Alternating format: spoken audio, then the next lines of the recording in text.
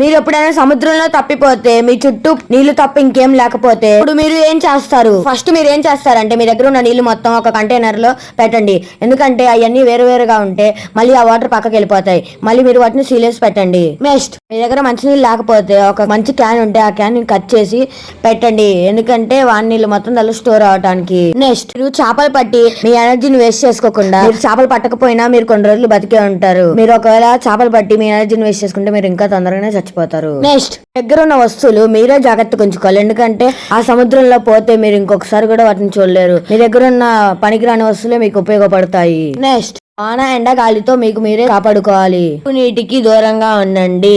ఎందుకంటే అది మీ చేతికి తగిలితే ఇంకా పెద్ద ప్రమాదం అయ్యే ఛాన్స్ ఉంటది. నెక్స్ట్ మిమ్మల్ని మీరు కాపాడుకోవడానికి ఏదైనా మెరిసే గ్లాస్ మొక్క ఏదైనా మీ దగ్గర ఉంటే మిమ్మల్ని మీరు కాపాడుకోవడానికి ఛాన్స్ ఉంటది. మీకు అదృష్టం ఉంటే మీరు ఆకాశం నుంచి కనిపిస్తారు.